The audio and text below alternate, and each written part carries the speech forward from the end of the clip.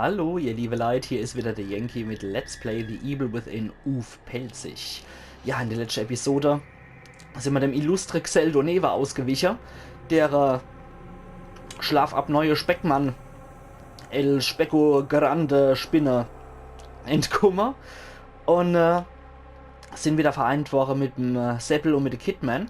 Und der Seppel ist arg geschossen worden, den haben wir wieder behandelt. Der Rudi hat sich uns in den Weg gestellt und ja, da hat man wieder Randale geschoben. Jetzt mal abwarten, wie es aussieht. Wir gehen ins nächste Kapitel 13. Ich habe jetzt, das Mikrofon ein bisschen weiter weggeschoben, weil ich habe gemerkt, dass ich in der letzten Episode doch relativ laut war, als ich da in die Aufnahmegalerie reingegangen bin und mir das mal angehört habe. Und ich gucke jetzt mal, wie es aussieht, wenn ich es ein bisschen weiter wegstelle.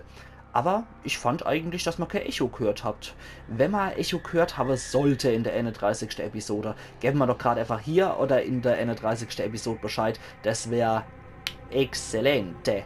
So, dann gehen wir gleich mal ins nächste Kapitel rein. Und das heißt Opfer. Jetzt bin ich mal sehr gespannt, was da wieder auf uns zukommt. Es ist auf jeden Fall, muss mich gerade ein bisschen positionieren, ist auf jeden Fall gerade wieder sehr interessant und ich glaube, wir steuern so allmählich auch im Finale zu, wenn wir uns wieder der Beacon Nerven Heilanstalt nähern, was der Rudi irgendwie zu verhindern versucht, wie ich das Gefühl habe. Okay, mit dem Seppel sind wir noch zusammen. Die Kidman war noch im Bus drin, ne? Also April hat er wenigstens nicht verloren. Oh, die Kidman ist noch im Bus, ja. Scheiße.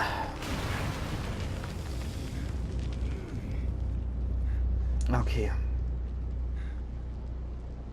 Kapitel 13. Opfer.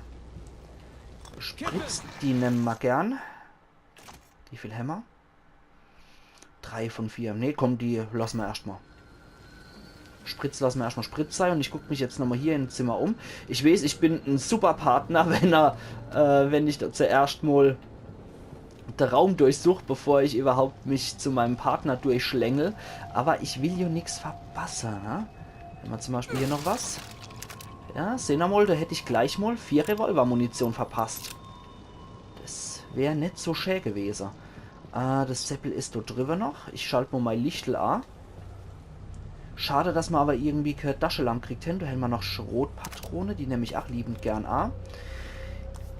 Aber auf der anderen Seite finde ich es auch cool, dass man die rustikale Laterne nach wie vor hin. Ein Regenschirm, den hätten wir auch gut gebrauchen können, als die Spinne geplatzt ist. Uah. Das muss ja eine Sauerei sein, aber dem sei Persil imprägniertes Hemd, das hält nach wie vor. Absolut kein Thema. So. Was haben wir da noch? Da mag ich mich auch noch umgucken, da leuchtet nämlich auch noch was. Und zwar Tagebuch von Sebastian Castellanos, 1. September 2012. Myra ist weg. Ich habe schon seit Tagen nichts mehr von ihr gehört. Ich habe es den anderen erzählt, aber die halten mich für verrückt. Ihr Auto, ihr Computer und einige ihrer Sachen sind fort. Kein Anzeichen von falschem Spiel. Alle glauben, dass sie mich verlassen hat. Sie reden über meine Trinkerei, als ob die etwas mit Myras Verschwinden zu tun hätte. Sie verhalten sich auch nicht so, als wäre sie verschwunden. Sie behandeln mich, als wäre ich schuld, dass sie mich verlassen hat. Aber ich weiß, das hat sie nicht. Jemand hat sie mitgenommen. Sie war irgendwas auf der Spur. Aber was? Okay. Vielleicht kriegen wir da auch wieder ein paar Antworten. Wenn uns dann etwas, ja, merkwürdig wirkender Zimmernachbar wieder was zur Sache hat. Aber bevor wir da rein switchen...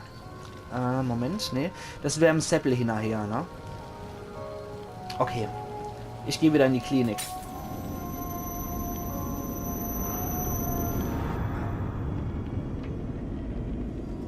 Bröckelt nach wie vor der Putz ab. Okay, da finden wir nichts Interessantes mehr. Die Spinne hat leider auch kein große Glibber gegeben. auf Geisterjagd. Der Nachbar ist auch still. Der Putz bröckelt nach wie vor ab. Unsere eigene Zelle ist nicht begehbar. Wo ist die Tatjana? Ihr letzter Besuch ist schon eine Weile her. Das stimmt allerdings. Von wo kommst du? Ah, von dort. Hi, Tati. Alles klar. Nee. Vermisst wird keiner. Aber die Zeitung ist da. Jahrhundertealtes Anwesen abgebrannt. Verdacht auf Brandstiftung. Das Victoriano-Anwesen ist vollständig abgebrannt. Es wird von Brandstiftung ausgegangen. Der Aufenthaltsort des zurückgezogenen lebenden Besitzers ist unbekannt. Ja, wir waren auch im Victoriano anwesend, ne, dass der jetzt das Ding angezündet hat. Ne? Wir, in unserer Sicht waren wir im Rudi seiner Vergangenheit drin, wo wir sehen, dass vieles abgebrannt ist und nicht, dass der Bastel in der realen Welt auch wirklich der Zündelkönig ist. Okay, 2 Schlüssel brauchen wir noch. Gucken, ob wir die noch finden oder ob ich die auf ewig verschollen habe. Ich weiß auf jeden Fall von einer Bemerkung, danke Syldraka an der Stelle nochmal für die Argusauge.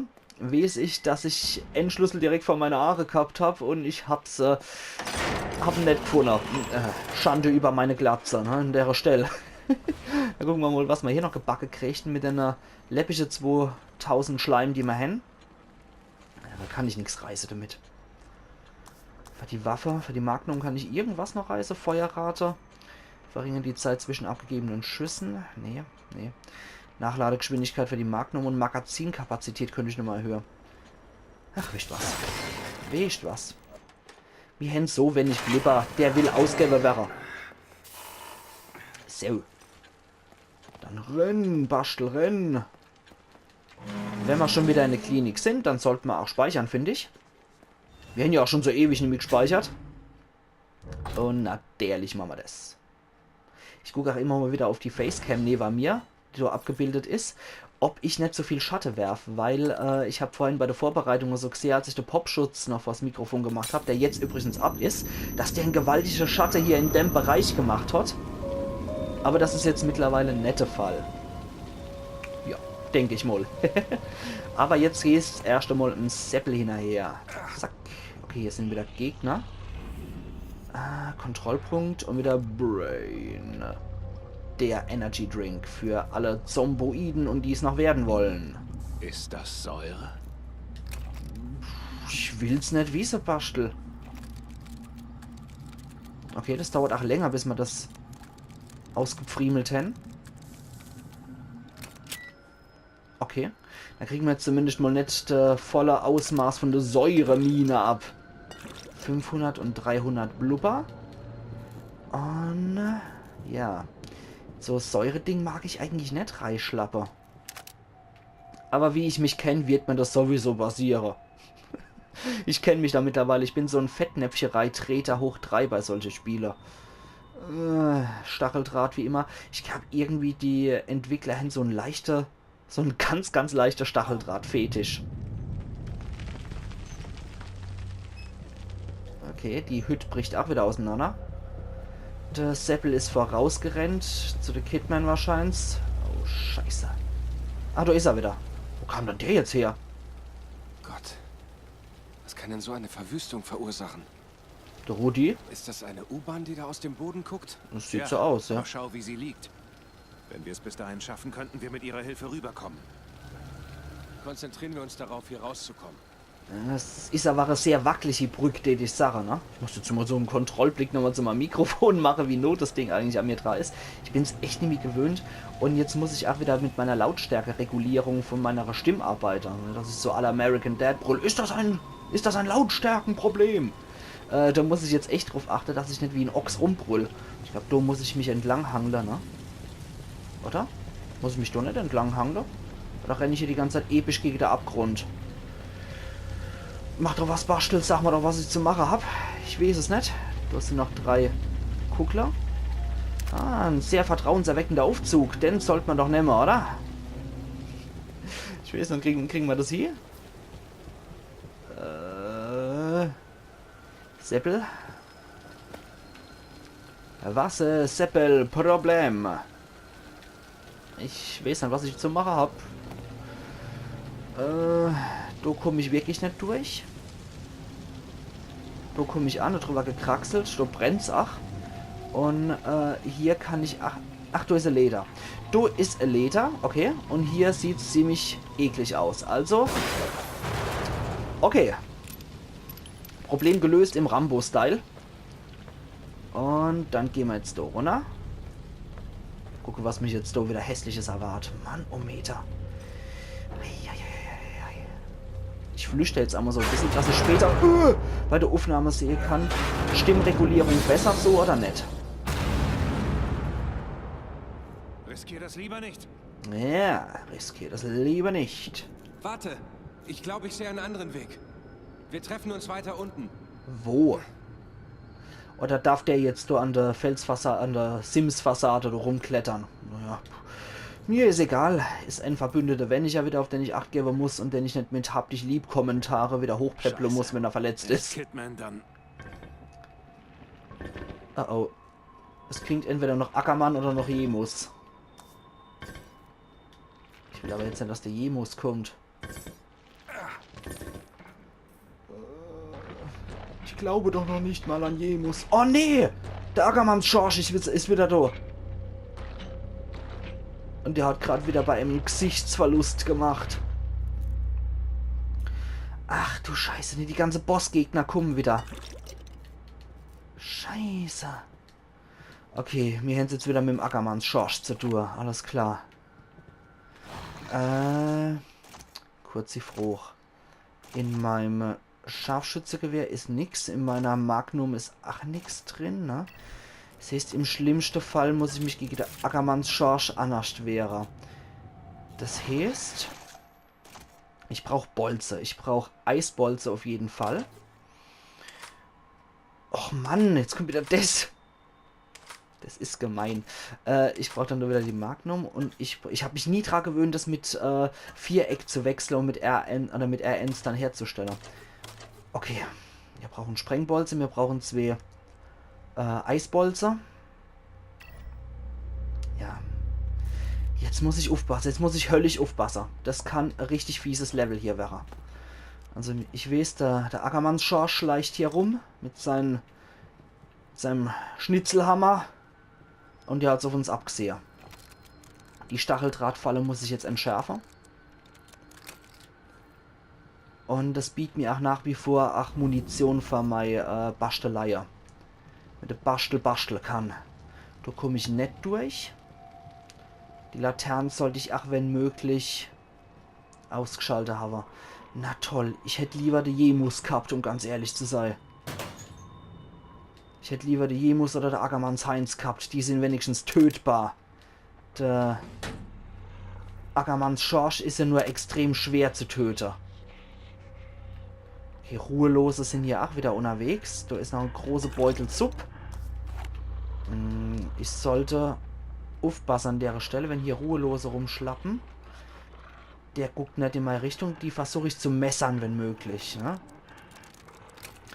Ich habe bisher auch selten mal Passagen gesehen, an denen ich mal wirklich verstohlen vorgehe. Und ich will es einfach mal probieren. Oh, oh, oh, das ist noch... Nee, das ist der Rudi! Verdammt nochmal! Das könnte aber auch so ein hässlicher Rudi-Doppelgänger wieder sein. Das bleibt abzuwarten. Vorsichtshalber mal das Ding angeschnallt. Also wenn es ein Rudi-Doppelgänger ist, dann kriegt man den platt. Wenn es aber wiederum der Rudi selber ist, dann haben wir die Arschkarte gezogen, aber so richtig. Okay, der schlappt in unsere Richtung. Der könnte auch wieder zurückgehen und dann könnte ich ihn messern. Die klingen aber auch schwer asthmatisch, die Bursche. Und der Ackermanns Schorsch dürfte auch irgendwo noch rumkraxeln. Der hat noch eine Waffe bei sich. Es ist nicht so gut, wenn der uns erlebt, ne? Okay. Ich versuche ihn zu messern, wenn möglich. Der Rudi-Doppelgänger ist nicht da. Dann schnappen wir uns erstmal dich, Kamerad. Zack. So. Hui. Was muss ich auch durchs Mietshaus gehen, wo der Ackermanns Heinz, der Ackermanns Schorsch wohnt? Das gibt's doch gar nicht. Ja, dem Metzgerei läuft halt nicht so gut, Hextor. Muss er halt wieder ins Mietshaus umziehen. Das Haus oder verkaufen müssen, deswegen ist er ziemlich arg gepisst. Und ja, im Haus, da schleicht er als rum und wenn du einer mit dem Miet wieder fällig ist, dann gibt's halt auch so richtig auf der Wäschung mit seinem Schnitzelhammer. Das ist er halt, wie er leibt und lebt. Da ist noch einer. Ja, dass er vermied, das ist alles, was ihn noch am Leben hält, oder Ackermann? Seit die Metzgerei nie mehr läuft. Wenn hier immer mehr Leid Veganer und so, ne, das muss man verstehen. Nein. Au. Ja, uff. Verdammt nochmal. Jetzt sieht uns natürlich wieder jeder. Und der kreischt auch noch wie am Spieß. Nein! Okay. Scheiße. So viel zu. Ich probier's mal heimlich, ne? Ja, das sieht aber echt aus hier. Ja, es ist klar, dass die Leute hier mit dem Miet immer im Rückstand sind, wenn ich mal das so anguck. Es ist halt auch nicht die beste Lage, die er da vermiet. Oh, der Rudi wird schon auf uns aufmerksam. Das ist gar nicht gut. Das gefällt mir überhaupt nicht. Ich muss nur probieren, ob ich denn nicht vielleicht messern kann. Ob das nur so ein Doppelgänger ist. Oh Gott, oh Gott, oh Gott, oh Gott. Bitte sieh mich nicht. Bitte seh mich nicht. Okay, der Rudi sieht uns nicht. Ich hoffe, dass ich ihn messern kann. Dass es wirklich nur so ein Doppelgänger ist von ihm. Ja! Sehr gut. Okay, der Rudi zündet mal einmal an. Und er hat 1000 Blubber bei sich. Ich glaube, das ist nicht der einzige, der hier rumschlappt von denen. Es werden wahrscheinlich auch wieder überall genug Tresore rumliegen, damit der Schorsch wieder respawnen kann, wie er Bock drauf hat. Und es ist doch aber schon mal sehr praktisch, wenn ich jetzt mal den Ruvik-Doppelgänger niedergemacht habe. Ich weiß gar nicht, wie das euch so gefällt, ob ich da lieber die Originalbezeichnungen, die Originalnamen nehmen soll, die Originalnamen nehmen soll, jetzt haben wir es, ach, oder ob euch meine Pelzer-Version gefällt, wenn ich jetzt statt der Wächter zum Beispiel halt immer der Ackermanns-Schorsch sage, oder wenn ich jetzt statt der Ruvik immer der Rudi sage. Gebt mir doch gerade auch mal Bescheid, wie euch das so gefällt, ob ich da auch lieber in der Pelzer eigene Bezeichnungen bleiben sollt, oder ob ihr lieber von mir hätten, dass ich die Originalname verwende. Das wäre mir auch nochmal recht wichtig für meinen Stil, ne? Weil ich kann es natürlich immer so mit den Pelzer-Dinger machen, da hat es so individuelle Note für mich nochmal und zum Kanal halt passend. Oder ob ihr lieber wollt, dass ich halt die Originalname verwende, dass ich halt etwas seriöser dabei bleibe. Das wäre ganz cool, wenn ihr mir da auch Bescheid geben könnten. Weil mein Markezeichen ist jo Let's Play auf Pelzig. Und ich probiere dem Ganzen halt immer auch so Pelzer-Not zu setzen. Oh, scheiße. Der hat mich jetzt wieder gesehen, der Mistkerl. Irgendwo ist noch... Nein! Das gibt einen Knall, ja. T.S. Eliot, this is how the world ends. Not with a bang, but a whimper. Okay, dann zünden wir mal an, vorsichtshalber. Und dann, wenn es geht... Ach, nee, geht nicht. Okay, dann probiere ich aber Folgendes. Desmosese, die Statue. Und da geht es wahrscheinlich so runter, wo ich es kriegen kann, ne? Da muss ich höchstwahrscheinlich durch. Und irgendwo sabbert noch so ein Kamerad rum. Da ist er. Okay. So, dann zünde ich dich ab, während du auf dem Boden liegst.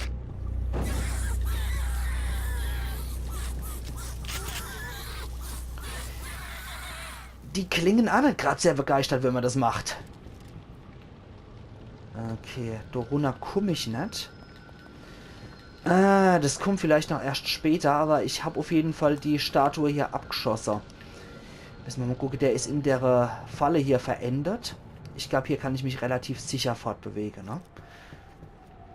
Jetzt gucken wir mal, ob man da nicht... Irgendwo ist was? Ja, da ist was. Sprengfaller. Das war aber haarscharf wieder. Okay, da komme ich tatsächlich runter. Hoffe ich. Oder? Komme ich nicht runter? Schade. Ein Rucksack. Ja? Wenn man jetzt bei Resident Evil 7, hätte ich dort definitiv was, um mein Inventar aufzustocken. Aber das wird wohl zu auch nix. Und ich denke, es wird Zeit, sich ein Spritzeln einzupetzen. Ja, irgendwie muss ich ja doch auch runterkommen, ne? Ich frage mich, wie. Das war da, wo der andere Knabe rübergesprungen ist. Gebunkert hat aber hier auch nichts. Und ja, wie machen wir das jetzt? Wie machen wir das jetzt? Das ist die Preisfrage. Ich probiere es jetzt nochmal hier durch. Gucken wir uns nochmal da. Okay. Tja, Schlüssel kann ich hier leider auch nicht finden. Und da runterspringen ist nichts. Du sagst's. Reichleiche kann ich auch nicht, den Knabe kann ich auch nicht abzünden oder so, dass ein Weg frei wird. Ich habe die Hoffnung, dass ich, wenn ich... Oh, oh, irgendwas blubbert. Oder gurgelt oder sonst irgendwas. Okay, das ist nur der Säurebehälter. Den schalten wir jetzt auch ab, den Mechanismus. Ein bisschen Zeit haben wir noch. Ich habe gerade mal drauf geguckt. Wir sind zwar bei 20 Minuten, aber ein bisschen Zeit zum Gucken und so haben wir noch. Lucky ist immer wichtig. Okay, die gehen am schnellsten, die Dinger. Da ist nichts drin im Aktenschrank. Okay. Da ist was. Und da haben wir noch Glibber. 500 an die Zahl. Nummer 500. Und da hätten wir noch einen Schäm-Dich-Schrank, wo wir rein könnten. Okay, ich glaube, da geht's runter. Und bevor irgendwas Hässliches kommt, ich kenne doch mein Spiel, die Sache, ihr liebe Leute, ich mache hier einen Cut und wir sehen uns dann am Samstag wieder zu Let's Play The Evil Within. Pelzig. Also machen's gut bis du hier. Ayan Yankee.